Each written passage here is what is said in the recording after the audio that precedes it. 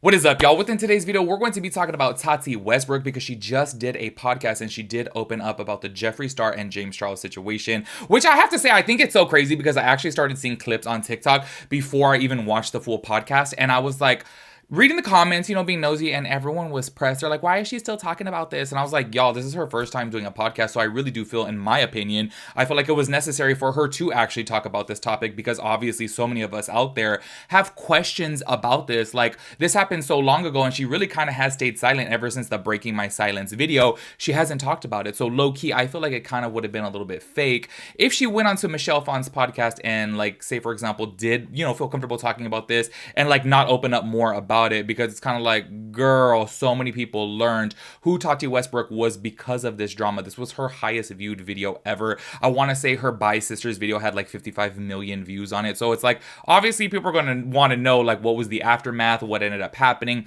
Have you talked to James since? Have you talked to Jeffree since? Like all these things. Do you know what I mean? So to see so many people on TikTok like, oh my gosh, I'm tired of her talking about this. I'm like, you guys clearly don't follow her and follow this situation because she hasn't talked about this situation in years. With that being said, I'm just going to be a little bit critical here from the jump. And if this gets me hate, I really don't give a shit. I know that Michelle Phan is like really, really popular.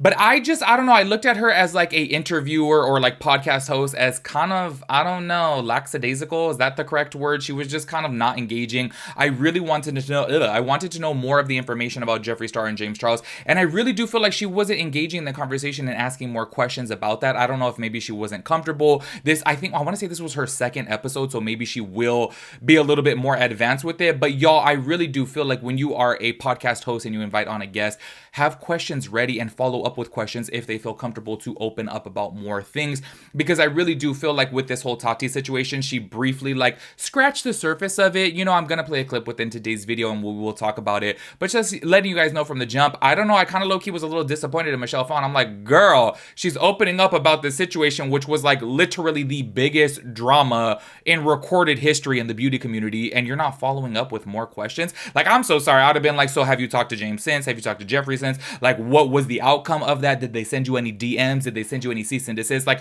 I would have been asking way more questions. It's kind of like the viewers are obviously going to want to know more. And if the person is talking about it, how come you're not engaging in the conversation? I feel like she was just sitting back and like letting Tati speak. And it's like, well, yes, that is appreciated. Of course, when you have a guest on, let them speak. Don't interrupt them. Don't cut them off. But when they are undone with their statement, it's kind of like, girl, follow up with a question, because obviously you are a podcaster. You want these talking points. You want these clips, and you want people to obviously get to the bottom of like, oh, okay, I watched this because of this reason and that reason. And obviously they're learning more about it. And I'm just keeping it real with you guys. I felt like Michelle Phan didn't really do a good job. But I'm just gonna keep it real with you guys. Like, from the jump, I never really was like a big fan of hers because I always found her to be a little bit boring. But I don't know. I feel like, first of all, this was years ago. Like, back in the day, I would see her videos. Obviously, she was like one of the most watched beauty gurus out there. So I just kind of was like, okay, I'd see her videos every now and then. And I just thought she was a little bit boring. But then obviously people change as the years go on. And I honestly was like going into watching this podcast of like, okay, everyone and their mom's a podcaster now. So I feel like maybe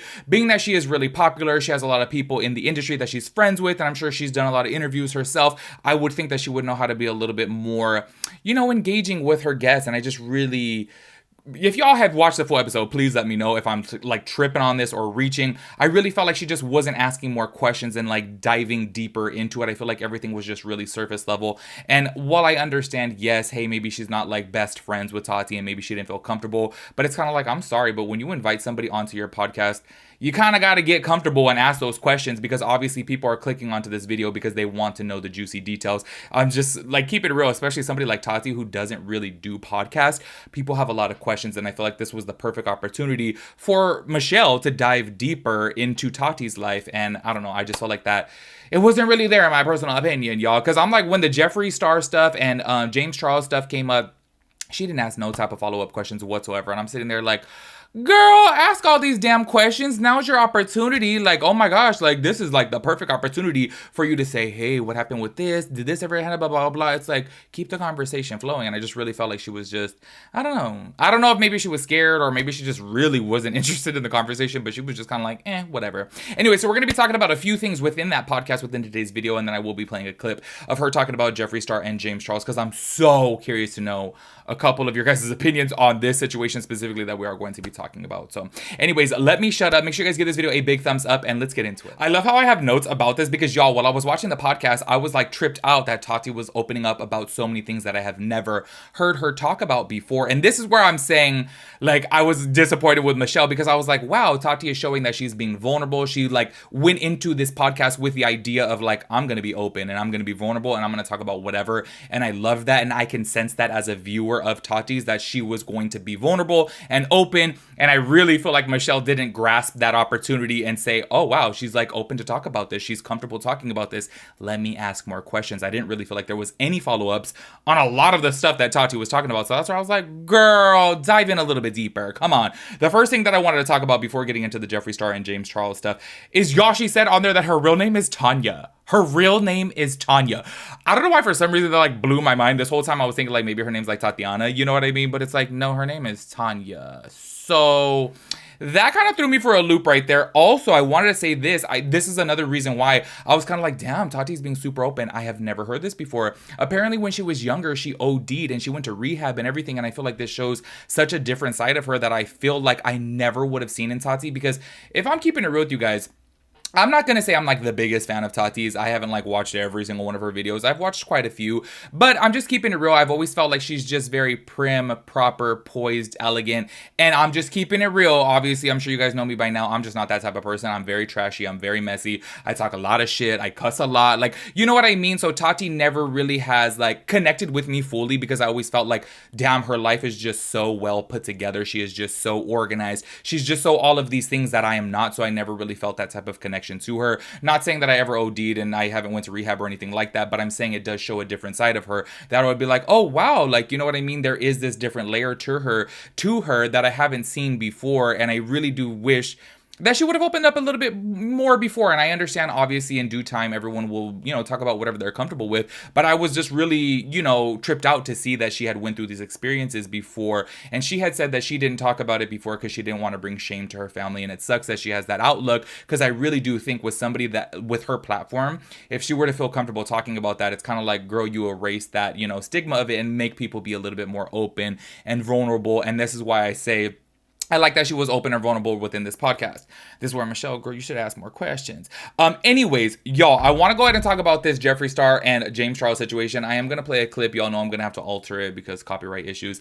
So it is going to look a little bit messy. But I do want to ask you guys this question going into this, because this is the number one thing that I kept seeing for like all the comments on TikTok, as well as I did see it on a Reddit forum as well too, that everyone was like, girl, why were you ever even friends with James Charles? And I've made this comment several times before too, that I've always found it to be a little bit weird, that at the time, I want to say Tati was like in her early 30s, even I want to say maybe even mid 30s, while she was friends with James Charles. And y'all, I'm so sorry, but like, I've been very open about this before. Me and my brother are 13 years apart, and I've always felt a little bit weird. Like, say for example, oh, we're going to Vegas for his 21st birthday and his friends were obviously there. I'm like, okay, this is weird, but I'm like, it's his 21st birthday. Do you know what I mean? But obviously that's my brother. So it's kind of like, of course I'm going to celebrate his 21st birthday with him. So I've always felt it to be a little bit weird when people who obviously have no type of like, you know, blood relation or even like, I don't know, marital relation, like, you know, step sibling, step whatever the hell. Y'all know what I'm trying to get at, okay? I can't think of the right words. But I've always felt it to be a little bit weird that people have friendships that are so far apart. Do you know what I mean? And this is what I saw a lot of people commenting on before. And low key, this is where if I was Michelle, I would have asked like, hey, you never really thought it was kind of like weird that you were hanging out with him, being that you guys did have such a big age gap? And this is where I say, I know obviously Michelle probably wasn't comfortable asking these types of questions, but at the end of the day, this is what the viewers want to know. So anyways, go ahead and check out this clip right here where she is talking about James Charles. Back in the day, you know, I did help James Charles quite a bit. And I think that there's been a big misconception that I somehow pursued the relationship with him. He was 17. He didn't have an established channel. He was the one hitting up me in my DMs. We met the first time at Generation Beauty in New York. Oh my gosh, in the green room. And he was like, oh my gosh, I love your channel. I'm like, let's hang out in LA. And it was him pursuing me. So a lot of people have felt that I somehow was pursuing him for a benefit. And that was a weird part of the story. During that time, like my channel was growing. There were a lot of people coming at me that wanted to suddenly be my friend. And that was really bizarre. So I'm so curious to know what y'all have to say about that, especially being that she was emphasizing on James Charles was pursuing a friendship with her. And look, I totally do understand why James Charles would pursue a friendship with her, because during that time she was really popular on YouTube. Obviously, James Charles grew to be way bigger, but also on top of that too, she was so well organized with her YouTube videos, and the fact that she can be consistently uploading 5 beauty videos per week, that is so much work. And I'm sure that James Charles probably looked up to her and said, wow, like I want to, be friends with her so that way she can mentor me. But this is where I'm just saying, like, I feel like if I was Michelle Phan, I would have been, like, asking more questions. Like, oh, you didn't think it's a little bit weird? You know what I mean? Because, look, I think it's one thing to be a mentor. Like, totally. Say, for example, if they did a couple collaborations and maybe she helped out James Charles with, like, working out brand deals and, like, working out a YouTube setup. Of course, I feel like that's totally fine and that is normal. But I have to say where it gets a little bit weird is, like, when you're inviting a person over constantly and you look at them as a friend and then you're inviting them over to birthday dinners and family dinners and all these get-togethers, that's where things get a little bit weird in my personal opinion, only because their age difference is pretty significant. And this is also where I have to say I think it's so crazy that she mentioned within that podcast that she hasn't celebrated a birthday dinner since that infamous James Charles birthday dinner. If you guys don't remember, where James Charles was supposedly, allegedly talking to the waiter, talking about sucking his you-know-what at her birthday dinner. And you did it at my birthday dinner. I'm sorry, that shit to me. Y'all, they need to make that audio like famous. I feel like if TikTok was popular like as it is now, then I feel like that would have blown up into like an audio. But I've heard it before on TikTok, just not that much. Anyways, I do want to also talk about the Jeffree Star situation, because basically she said the same thing about Jeffree Star too. And you know what's really crazy? I have to say, I'll play a little clip right now. Where she was talking about Jeffree Star, it seemed like she was still, I don't know, fond of him. Like, it seemed like she still was kind of like, you know what, he was a cool person because he opened up about this. Like, he had heard rumors of Tati, and he was the one like that told her. Apparently, other beauty gurus knew about it, but never said it either. So, I don't know. It kind of seemed like she was still talking about him in a positive light. But, yeah, to my understanding, they obviously don't have any type of friendship or anything like that. Do you know what I mean? Anyways, go ahead and check out this clip right here. And then the other relationship that kind of came to me that wasn't what I pursued, just to clear things up, is Jeffree Star. So how I met him the first time was I had a lunch set up with Laura Lee, and we were going to Cheesecake Factory and just going to kind of hang out and get to know each other a little bit better. And literally like 15 minutes before the lunch, she calls me and is like, hey, just heads up, Jeffree's coming. And at the time, like, he was killing it, right? Like, he was amazing and growing. And also he was totally terrifying. And so I was just like, oh. So we all went to lunch. And it blew my mind. And this is something I'll say to his credit. We sat down and he had told me that he had heard through the rumor mill that someone had been spreading some pretty nasty rumors about me, and that he didn't judge people until he got to know them. And then Laura was like, yeah, I heard the same rumor, and Manny knows about this, and Patrick knows about this. And that was upsetting, but also like bonded us in that instant. I was like, oh my gosh, like the person that maybe I had judged that I thought was really scary in front of me was so cool. So as y'all saw from right there, I was kind of like, oh, okay, maybe she's still, I don't know, maybe she's still leaving the door open for like a friendship with Jeffree Star. Obviously, they're much closer in age, but I still don't even picture their personalities to like mesh, like honestly, I could not picture myself being friends with Tati. I feel like we could be like acquaintances type of thing, but I wouldn't see us being like friends, because I'm just messy. Y'all know how I am. I'm messy. I'm very unorganized. I have no filter whatsoever, and I just feel like she's just so prim, proper, poised, and elegant. Do you know what I mean? And I feel like Jeffree Star and we have that in common, to where we're just kind of like unfiltered, and whatever comes out of our mouth comes out of our mouth. You know what I mean? So I don't know about that, but you guys let me know. Last thing that I did want to talk about too is that she did say in this podcast that her former business partner, which by the way, this was filmed a long time ago, because she said that she had court in August, and I'm like, oh damn, like she already had made a video saying that this whole situation has been squashed. So this was filmed a while ago. I don't know when, because she did say that she was going to be having court, and she said that her former partner had requested $30 million and wanted Halo Beauty in its entirety, which I have to say, I think it is really crazy, because I think that he did end up getting Halo Beauty. I don't know if she ended up paying him out a cash settlement as well too, but she owns the rights now again for Tati Beauty, but not Halo Beauty, and I think that he's taking over Halo Beauty. But I think it's so crazy that he was requesting $30 million, because their brand was pretty new, and I'm pretty sure that she didn't have $30 million sitting in the bank. So anyways, y'all, that pretty much sums it up for this video. Please make sure you guys let me know your thoughts and opinions about everything. I will catch you guys in the next one. Peace out, Girl Scout.